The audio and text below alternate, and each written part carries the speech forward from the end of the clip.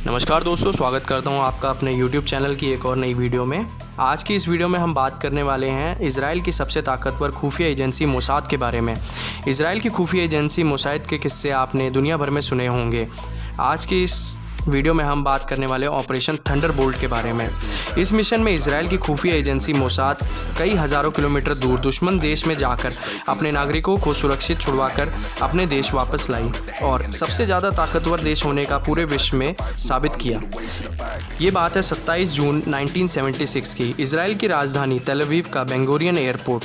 रात 11 बजे air France की फ़्लाइट 246 यात्रियों एंड 12 क्रू मेंबर्स के साथ ग्रीस की राजधानी एथेंस के लिए उड़ान भरती है। सारे यात्री आगे आने वाली परेशानी से अनजान थे।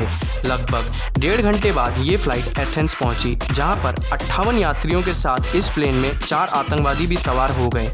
इनमें 2 आतंकवादी फिलिस्तीन लिबरेशन आर्मी के साथ जुड़े थे और 2 जर्मन रेवोल्यूशनरी ब्रिगेड के साथ शामिल थे। एथेंस से जैसे ही विमान ने उड़ान भरी, वैसे ही आतंकवादियों ने प्लेन को अपने कब्जे में ले लिया। शुरुआत में आतंकवादी इस प्लेन को लीबिया के बेंगजी शहर लेकर गए। हाईजैकर्स की मांग पर प्लेन में फ्यूल भरा गया। 7 घंटे बेंगजी एयरपोर्ट पर रुकने के बाद एक महिला जिसकी तबीयत बहुत ज़्यादा ख़राब थी, उसे रिहा कर दिया गया। 28 जून दोपहर 3 बजे हाईजैकर्स इस प्लेन को युगांडा के एटाबा एयरपोर्ट पर ले गए।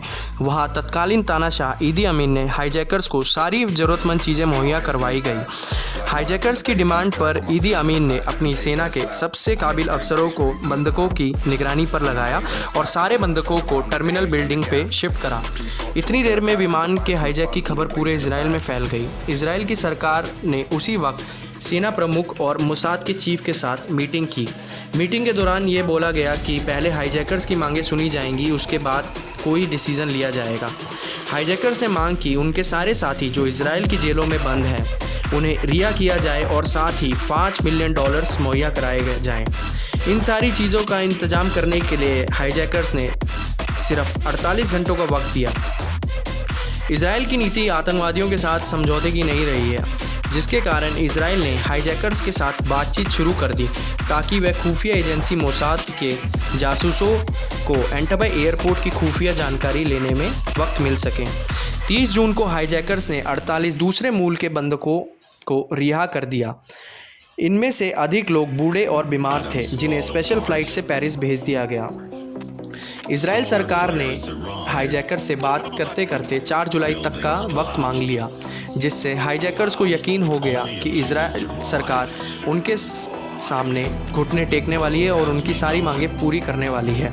इसलिए हाईजैकर्स ने कुछ नागरिकों को रिहा कर दिया। अब एटाबा एयरपोर्ट पर 94 इजरायली यात्रियों के साथ 116 दूसरे मूल के यात्री फंसे हुए थे। 3 जुलाई को सरकार की तरफ से ऑपरेशन थंडरबोल्ट को ग्रीन सिग्नल मिला। इस दौरान मोसाद ने रिहा किए गए सारे लोगों से ज़रूरतमंद जानकारी ली, जैसे कि हाईजैकर्स की तादाद, हाईजैकर्स कौन कौन से वेपन कैरी कर रहे हैं, दूसरे फंसे हुए नायक रखा गया है। इसके अलावा एटाबा एयरपोर्ट को इजराइल की एक कंपनी ने बनाया था, जिससे एयरपोर्ट के ब्लूप्रिंट लेकर इस मिशन में शामिल सभी कमांडोज को समझा दिया गया। 3 जुलाई को इजराइल से 100 कमांडो की टीम एटाबा एयरपोर्ट के लिए उड़ान भरी। इन विमानों में काले रंग की मर्सिडीज़ गाड़ियों को भी शामिल किया गया। उस समय युगांडा के तानाशाह काले रंग की मर्सिडीज़ में सफ़र करते थे, इसलिए आतंकवादियों और युगांडा की सरकार को भ्रम में डालने के लिए इन गाड़ियों का यूज़ किया गया। जैसे ही रात को इजराइल के विमान एटाबा एयरपोर्ट पर उतरा, तेज़ी से काले रंग की मर्सिडीज़ गाड़ियों का दस्ता टर्मिनल बिल्डिंग की ओर बढ़ा। लेकिन इजराइल आर्मी को नहीं पता था कि ईदी अमीन ने कुछ ही समय पहले गाड़ियाँ काले रंग से चेंज कर सफ़ेद रंग की रख ली हैं, जिससे युगांडा की आर्मी को इजराइल की इस चाल के बारे में पता लग गया था। बिल्डिंग की पूरी जानकारी होने के कारण इजराइल आर्मी बंधकों तक पहुंच गई और वहां पहुंचते ही तेज़ी से इजराइल की लोकल भाषा हिब्रू में बोलने लगी। लेट जाओ, हम इजराइल आर्मी से हैं, आपको बचाने आए हैं। इस पूरे मिशन में युगांडा के 50 से ज़्यादा सेना के लोग मर चुके थे, साथ ही सारे के सारे आतंकवादी भी मर चुके थे।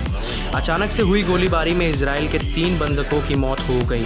वापस आते समय इजराइल कमांडोज ने युगांडा के सभी फाइटर्स प्लेन को नष्ट कर दिया ताकि युगांडा की सेना उनका पीछा ना कर सके।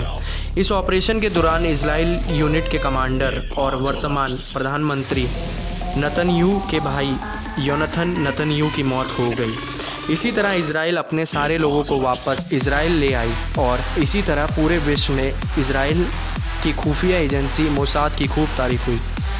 अगर आपने हमारी ये वीडियो यहाँ तक देख ली है तो कृपया करके इस वीडियो को लाइक करें ताकि इसी तरीके की और भी इंटरेस्टिंग वीडियो हम आप तक ला सकें। एंड प्लीज़ हमारे यूट्यूब चैनल को सब्सक्राइब कीजिए।